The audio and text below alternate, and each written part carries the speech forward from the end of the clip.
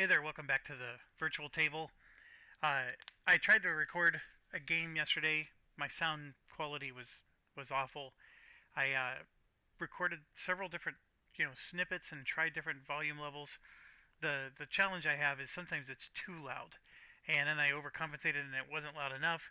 It was just very muted. Hopefully this one's going to come out better.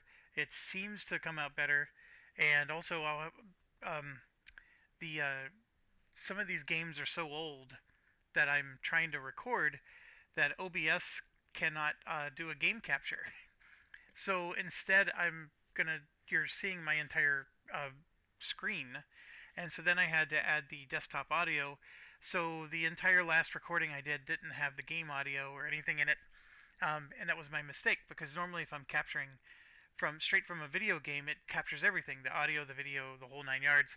But this time you're capturing my desktop, which is useful because now you get to see what games I buy. So this is gathering of games. I don't spend a lot of time here, but there's a lot of gems in here of games that from my childhood or just in the younger days of lore. That they're awesome. Now they did throw in some stuff I never purchased because I guess they were free, like this Teen Agent. I never heard of that. This Temptress one.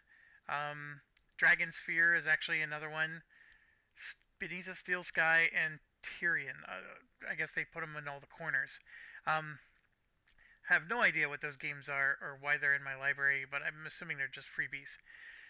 Okay, the thing we're going to cover is the Silent Storm. I have the Silent Storm Gold Edition. Like I said, it's a ancient game. Came out I think in 2003, and it's got a base game and then it has an expansion. I've never played the expansion, and my previous recording was of me playing the expansion, and the entire time I'm playing it, I'm like, I don't remember any of this. And that's because I never played the expansion before. So once I went back to the base game, then it was fine. But I'll talk about more about that in a second. Some of the things that have shaped me as a gamer, whether it's a board gamer or a video gamer, doesn't matter.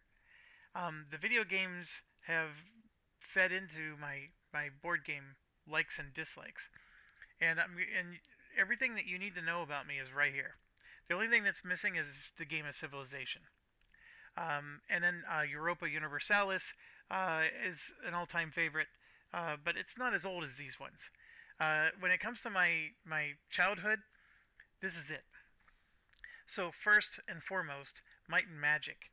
The RPG elements of Might and Magic, this is what I lived and thrived on.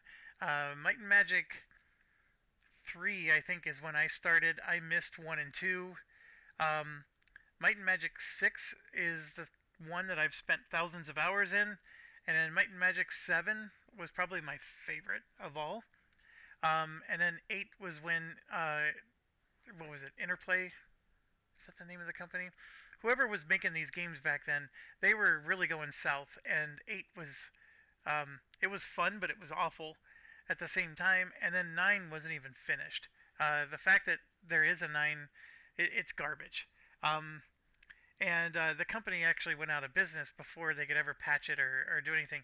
9 is just a heaping pile of crap.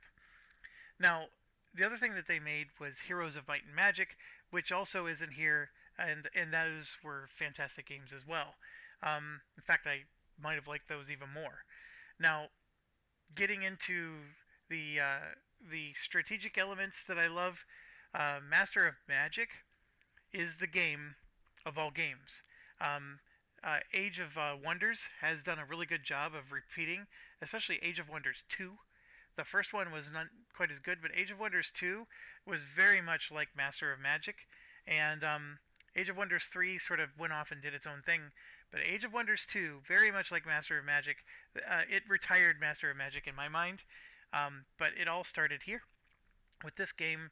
This game is still one of my all-time favorite games ever. It never, the Age of Wonders 2, like I said, retired it for me, but like that genre of game is like my idea of a perfect game. Okay, Master of Orion, also, it's like Civilization in space, but Master of Orion 2, was my perfect game in this series. Master of Orion 3 is garbage. Don't buy it. Now, a couple other things, and you can probably see Machiavelli the Prince is a trading game, and so this appealed to my economic side, and it's a heavy economic game. It was a load of fun, and I still don't know of a modern game that does what that does. Europa Universalis has some elements of it, but there's things in here that still aren't being done, and to be quite honest, I don't understand why it hasn't been done again. But that game is fantastic. And then, as you know, I do a lot of war games, and the Panzer General series really was the series that got me into wargaming. Yeah, I liked Risk. Yes, I liked Axis and Allies. I don't want to, I think everybody who gets into wargaming probably went down that path. But Panzer General was the one that really, really appealed to me from a wargaming perspective. And I actually, a lot of the DVG games that are inspired for me are come from this Panzer General series. I actually really loved Panzer General 3D Assault. I know people like Panzer General 2 the most, but the 3D Assault was amazing in my opinion. I really liked it. I know they tried to get, graphics and all this other stuff, but it was actually an extremely fun game. But they're both good. And of course, I actually covered a couple games that I've tried to recreate, like Panzer Corps is another one. I do think other games are out now that do what these games did, and they do it quite well. So like, I have no desire to play these games anymore. After, I'll just go play Panzer Corps or the Strategic Mind series. Um, Blitzkrieg is an amazing fun game. It's to me, it's a very underrated game, and then two of my Icewind Dale 2 also very fun. In fact, this is the only place you can get Icewind Dale 2, I believe, because for whatever reason the source code is lost. Such a crazy, crazy thing. Um, but the two games that really shaped, me was this one, Imperialism 2. The Imperialism 1 was good, but Imperialism 2 did everything 1 did, but better. Imperialism is such a fantastic game. I might demonstrate that one for you at some time. Um, there is so many great concepts in that game that are still fun to this day. The only reason why this game doesn't make the top of my list to play is because of how old it is. The interface is clunky, and so it just you have to be a lot more patient. But the game that to me was the most amazing game for what it was trying to do, and I don't know if any game has ever replicated it, is Darklands. Now, if I pull this game up, like if I click on it, it'll show you like a screenshot here. Um, this game has tons and tons of skills in it, and what you do is you even like when you create a character, you pick their childhood, and their childhood affects their skills, and then they become an acolyte, for the first 10 years of their adulthood, and then after that they become a young apprentice wizard, and whatever you select completely changes their endurance, their strength, their agility, all that stuff. And then as they age, like you can make a 60-year-old super badass wizard if you wanted, but because of how old he is, his hit points and everything are going to get so frail that he's going to get weak. And so age actually makes a difference in this game. And it was extremely open-ended, and you can see there was a lot of storyline in it. Here was your basic, you could have a 4-character party. That's what the screen looks like. It's really awful in today's standards, but back then it was very decent. And yeah, you walked around this open-ended world, and everywhere you went, you would just encounter things that were either hostile to you or possibly friendly. And the game was very unforgiving and brutal. It was actually really difficult to win. But if I remember correctly, there were it's ancient Germany, and there was witchcraft going on, and so you had to disrupt all these little covens and rituals, and it's a lot. Like to actually win the game was many many hours, and anyways, that's that, and then to get into imperialism, this picture probably doesn't do it a lot of justice, but this is a particular battle, and they're you got a bunch of artillery attacking this particular area. That's not very exciting. But the part that was exciting is that the game map itself, like these are territories, and you could be, let's say, I'm the country on the left here. You actually can build roads. This is actually a river here, but there's farms and there's resources, and you mine. You do prospecting to discover different materials, and the big thing is that your homeland, which is like your quote Europe, has certain types of resources, but then the new land, quote North America, South America, um, they have the special exotic resources that you need to become powerful and win your battles in the homeland. So it was like it's such a well balanced game of you want to win at home, but in order to do so, you have to conquer afar. And so that's the reason why holding the lands afar helps you to do well at home.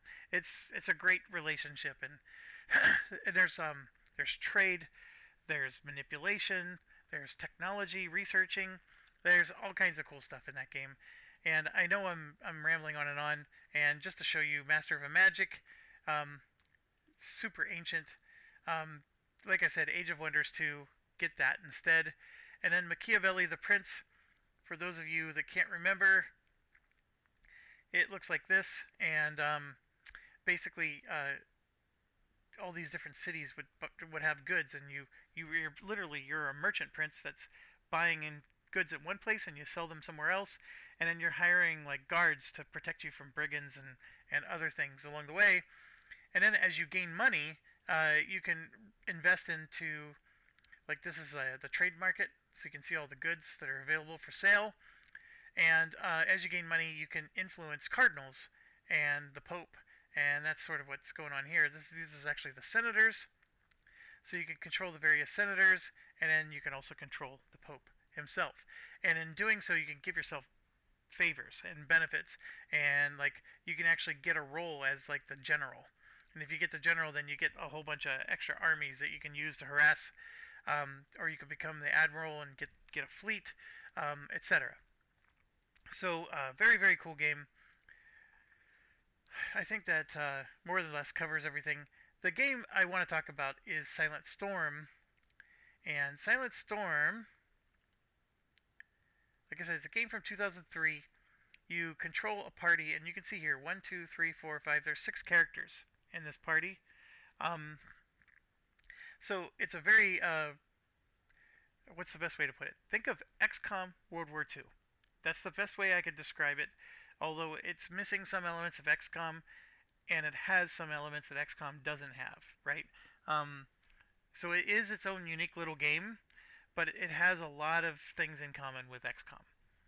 Now, with that being said, there's things in this game that are so fantastic that I wish games today would do them, and hopefully you'll appreciate that. So as you can see here, it's 1943 is what it's based out of, and yes, you have missions and you do all kinds of cool stuff. You can play as the Axis or the Allies. The gameplay is almost identical, so it's a little boring in that regard. So like if you play the whole Allied campaign and then you decide, okay, I want to be the Axis this time, it's not going to feel that much different. That's my only gripe with the game, but it's such a satisfying game to play. And then it gets better as you go. Like in the beginning is actually when it's the most boring. It's a really hard game to get into, but and it's also real easy to die, and that's I think another barrier to the game. But if you can get through it and start to get your skills built up, things of that nature, and your characters get a little bit more powerful, then they start to really shine, and the missions they actually get a lot more fun too. So with that said, with gathering of gamers, gathering of games or whatever this is called, when you hit, oh, I just hit the wrong button. My apologies.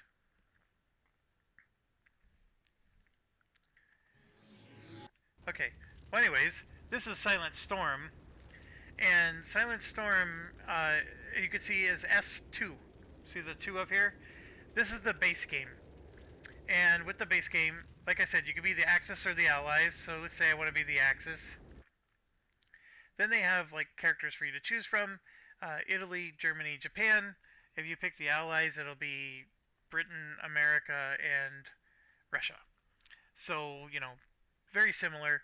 And I think both of these are scouts. Actually, I think it has every type. Um, so that's the Grenadier, Sniper, Soldier, Medic, Engineer, and Scout. So there are 6 types. You saw that there were 6 characters in a party. So guess what? You're probably going to have one of each. And this is one of the reasons why the game is awesome. Being able to have a 6-character party is really good. They do get wounded, so sometimes you need a backup to fill in, blah, blah, blah. And you can also create your own character. I won't bother doing that because I'm not going to play the base game. So the base game, let's say I want to be, let's be that guy.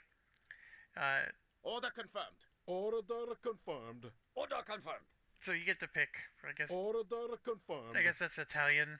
Order confirmed. That's supposed to be German. Order confirmed. I guess angry Japanese. Order confirmed. And you can change some stuff around. I know you can customize. I don't play around with that stuff. And then off it goes. The storyline is different, though.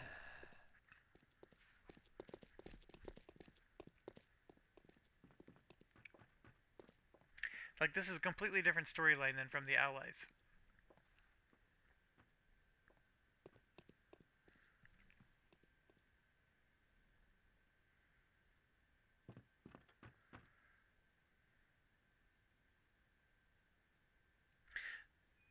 I mean, it's pretty interesting.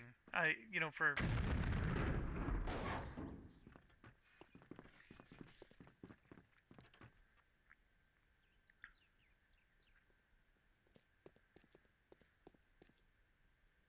Did you see it? Did you see? I have seen a lot. What are you talking about?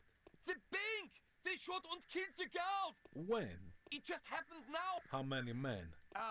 4, maybe more. Get out of here and notify the authorities. There they are!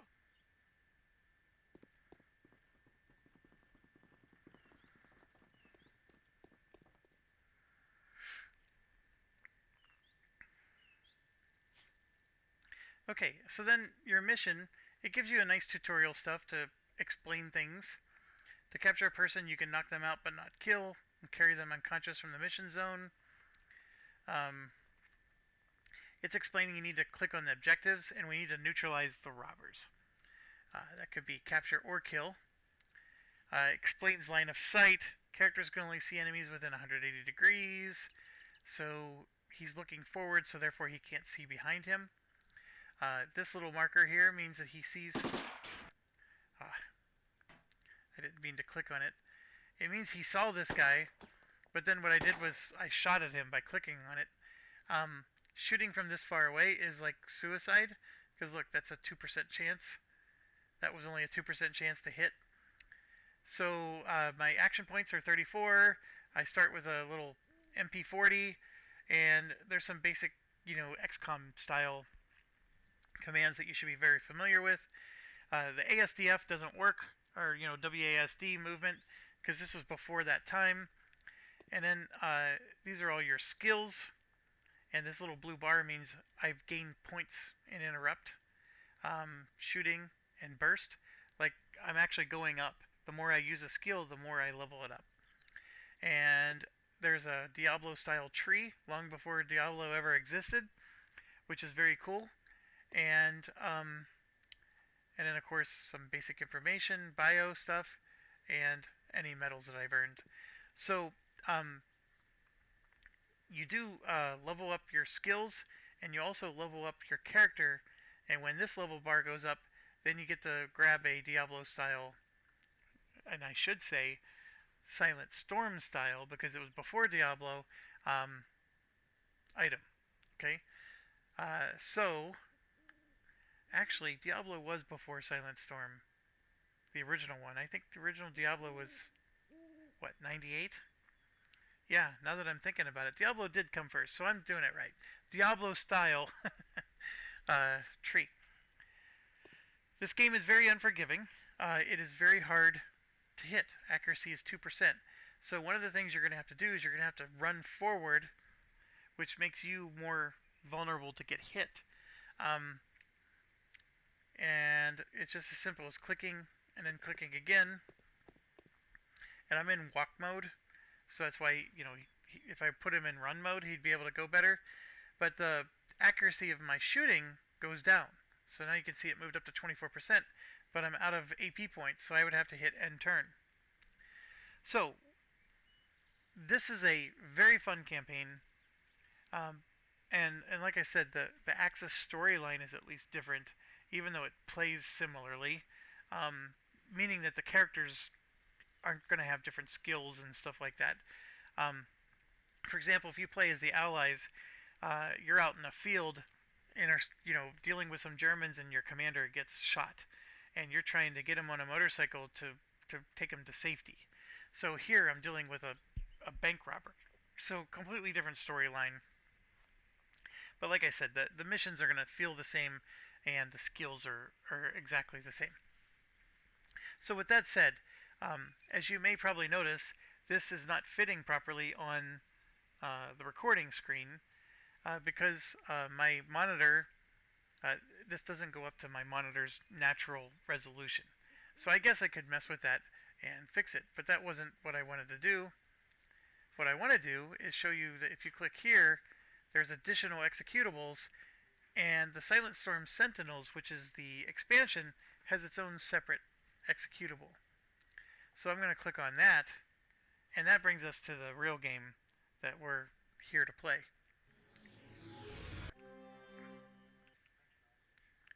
And so this particular game, as you can see, looks very different, and that's because it is. It's its own separate, game per se, and you can always tell you're in it because it says S3 instead of S2. It's Silent Storm Sentinels, and one of the things I can tell you is it's set up in 1947, so the war is over by the time you do this. So when you do the campaign, I'm just going to do normal, and trust me, if it's your first time playing this, do normal.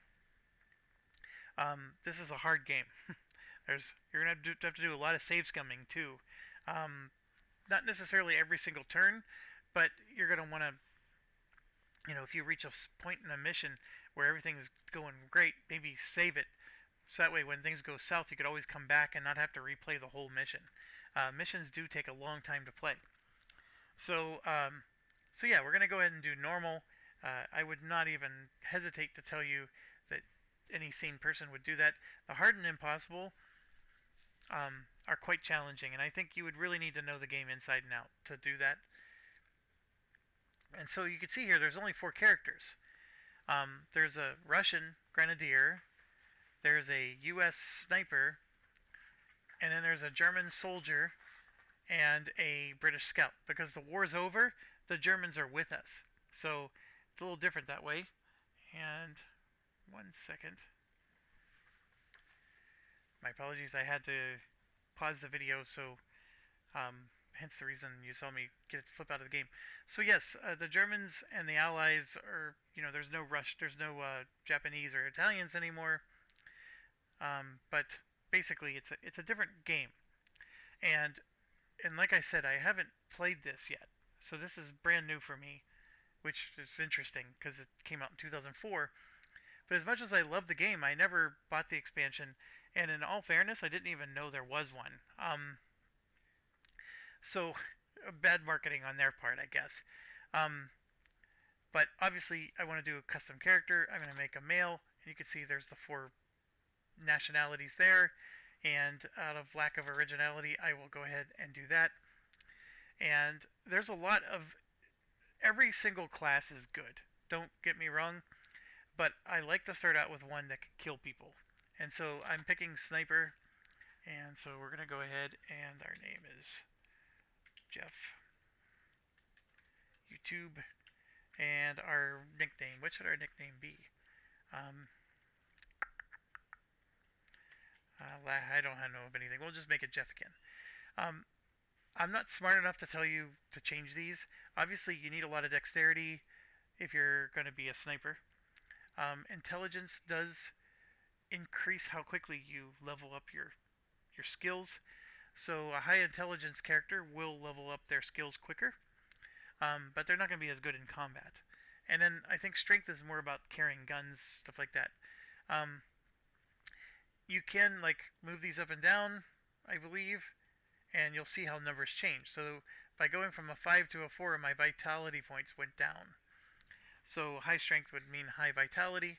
Here you can see if I move my dexterity down, it affected multiple numbers. Um, remember, it's an old game, so newer games would, it would tell you exactly which skills this impacts, and it would light up down here. It's not quite as good as a new game, so the new games blow this out of the water in that regard. Um, but I would just say just leave things the way they are. Engineering is, of course, used by the engineer. Medicine used by the medic. So there are certain skills we don't care about as much. When you're being a sniper, you want to be really good at shooting, which he's a 36, and snipe, which is a 31. So those are the important ones. The burst, not so much. The burst is important for the soldier. And then, of course, throwing would be important for the grenadier. Hiding is important for the scout, which is the knife here. And spotting would be good for everybody. Interrupting probably best for the soldier. You get the point. The medic is going to be good with a pistol, so you'll want him to get his shooting, stuff like that. So Whatever tickles you. the voice on this one is so much better. We'll go ahead and make it that guy. The sniper's got this really weird, outfit. They look like a bomb squad, don't they? But let's go ahead and get this started. Can you hear me? Come on, wake up. Who the hell are you? You can call me Boris. I'll call you Maurice. Maria. Well, I wish we'd met under better circumstances, Boris. If you don't know which song I'm referencing, then this is going to be really annoying to you. Yeah, me too. Anybody else here? There were two others, but they took them away. Kicking and screaming, no doubt. We gotta get out of here. Come with you. I've got a splitting headache and a strong desire to Excellent. What do you say we jump the... It sounds like a plan. Wait, I hear footsteps.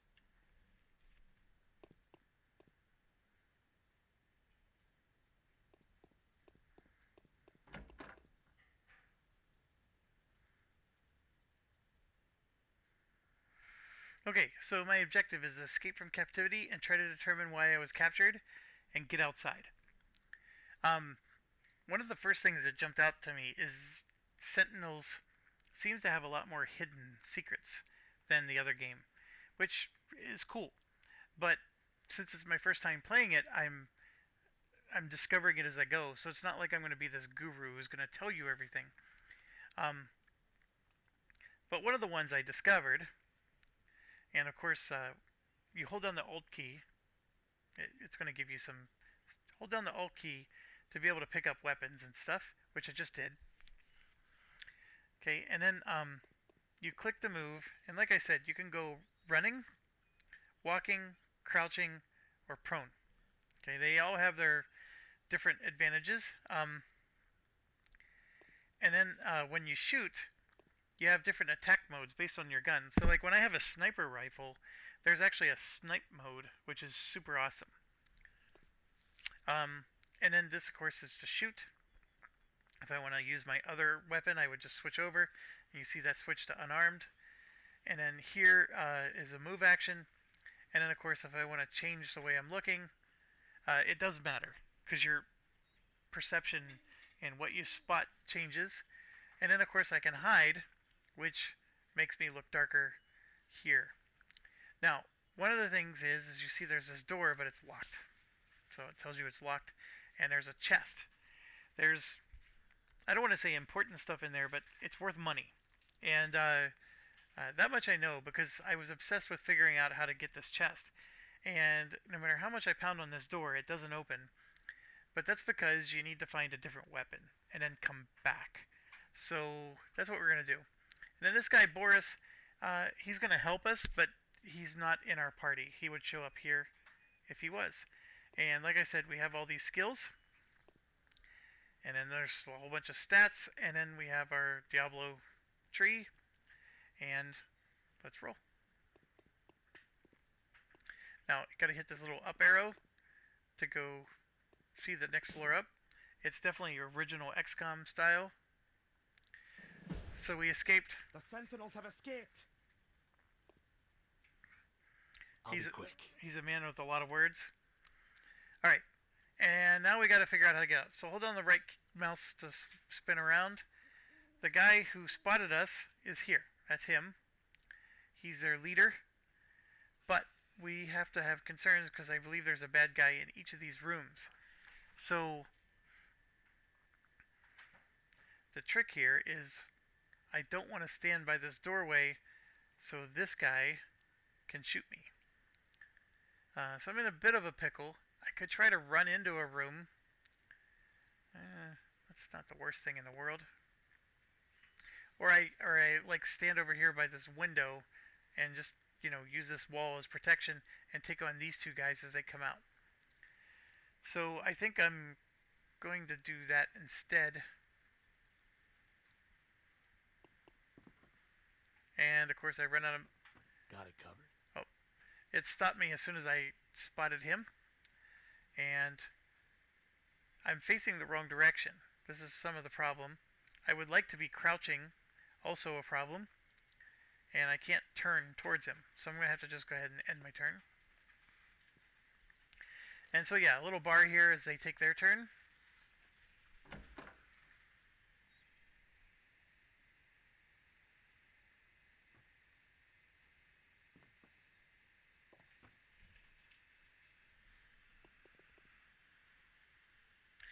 And now the allies take their turn, which is Mr. Boris.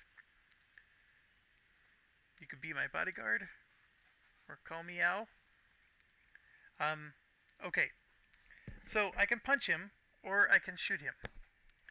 Now, if I hold down the 8 key, I can shoot him in the head. If I hold down 6, and this is on the number pad, it's right arm, 4 left arm, 5 is body, 1 is left leg, 3 is right leg, and 2 is nothing.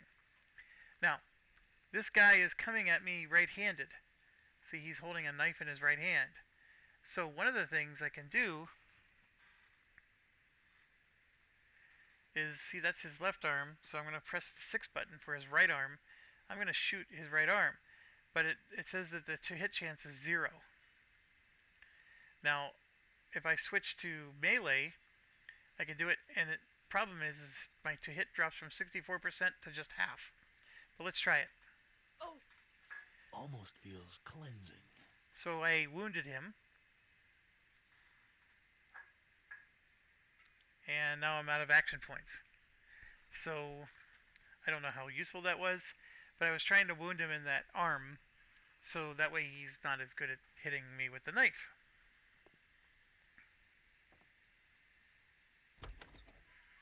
But like I said, your characters sort of stink in the beginning.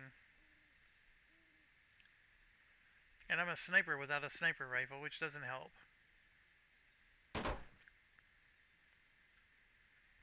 And yeah, the leader's coming in. Everybody's trying to ruin my day. An ambush. Oh, what do you think? I'm glad my character is a scholar. Come on, Boris, do something. Okay, back to me. 85% chance to hit. Let's do it. I was not properly prepared. No, you weren't. You'll never dance the tango again. Scream. I know you want to. Okay, so he's critically wounded, and I'm out of ammo. Don't have enough right. AP to continue, so I'm going to go ahead and end the turn.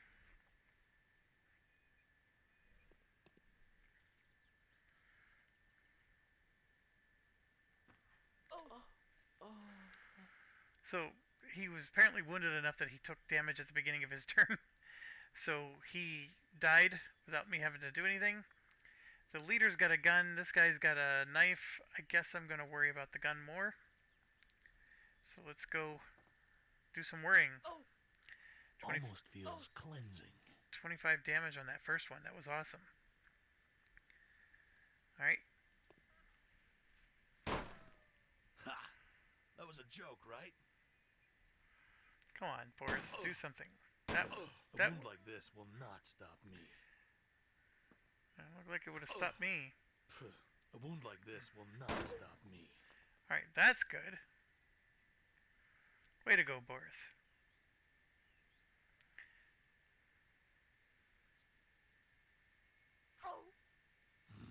I love the smell of blood. Alright, so I hit him a bunch of times, but it still wasn't enough.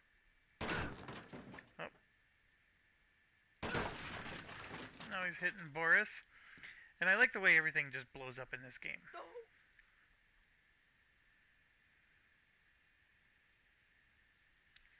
The game definitely has age to it when it comes to some of these features. And I missed 3 times in a row, which is pretty typical. Oh, Boris is getting in on the action. That's not good. Now he's reloading. A wound like this will not stop me. He must have died from wounds that we gave him. Now this guy, who knocked me down, finally got some comeuppance. Alright, so because I got hit a couple times, you can see my health is low. I'm actually close to dying. And then here you can see I have a VP reduction, which is vitality points. And then my action points are reduced for 3 turns. They're reduced by 3, so I have a lot lower number than I normally have. So I'm going to get 1 punch in, which I missed. That's all I can do. You can see I'm taking wounds. I'm bleeding now, so I'm going to lose 1 a turn.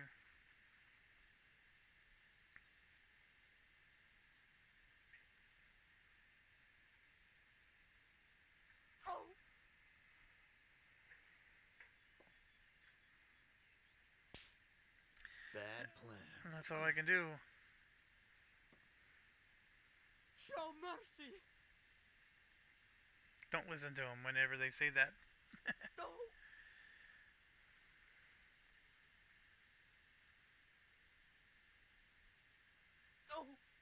Almost feels cleansing.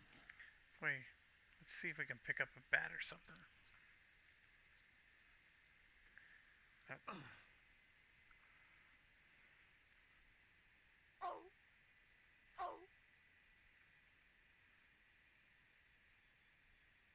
Oh. Finally got him. Alright. A wound like this will not stop me. So I don't have any bandages or anything to heal myself. And yeah, I'm wounded. I've never been more So I was trying to pick stuff up here. And they're already off fighting. So this is very dangerous. These barrels can blow up. But that's the kidnapper leader down there. There's a part of me, it's like, just let Boris take care of it, because I'm near dead. So, pick up everything, by the way. It's worth money. A wound like this will not stop me.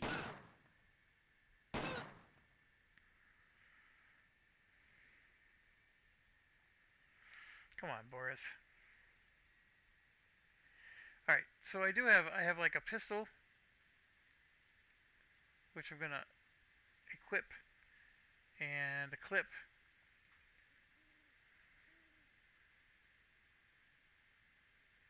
Yeah, I don't think I need to do that. Alright, so if I switch to the pistol, I can shoot through these windows at this guy. Scream. I know you want to. Bad plan.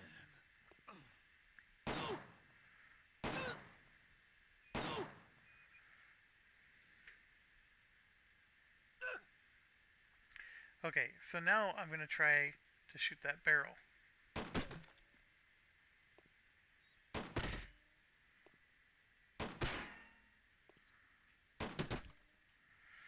Okay, not a smart move. I need to get closer.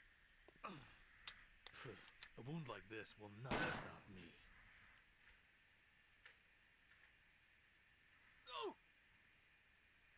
Yeah, Boris is in trouble.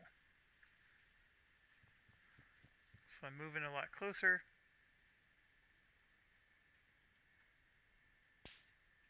Yeah, right. Gonna reload. That's minor.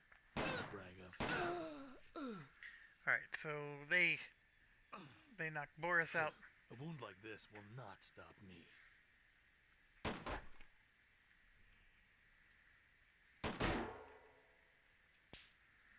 Yeah, right.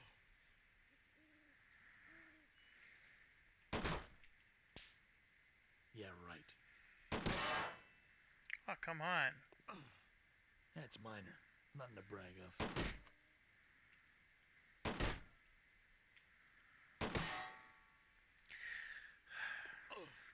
Trust me, A wound like this this will plan not stop me. was a good plan.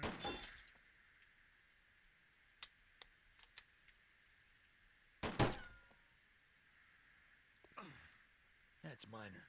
Nothing to brag of.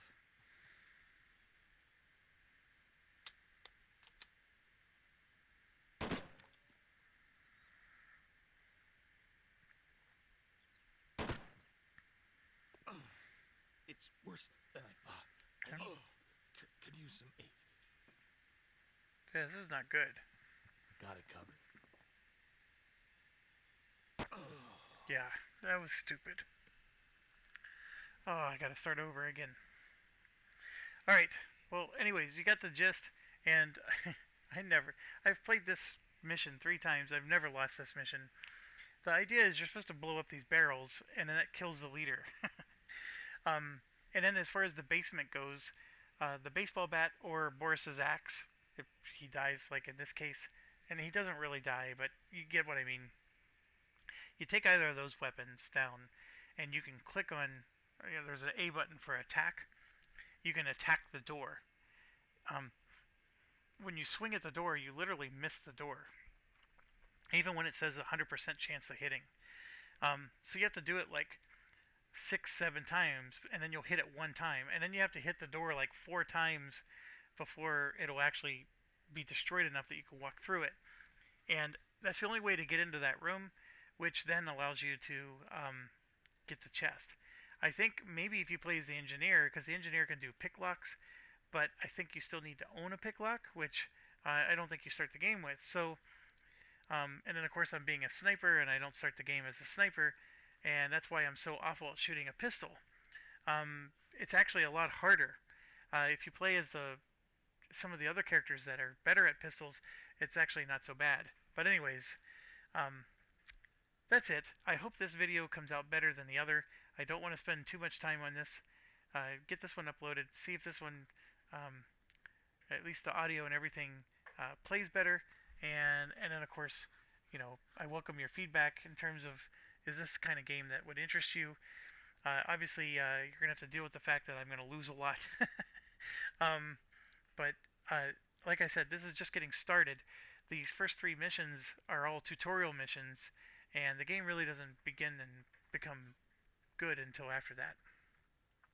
Anyways, thanks for watching. As always, stay awesome.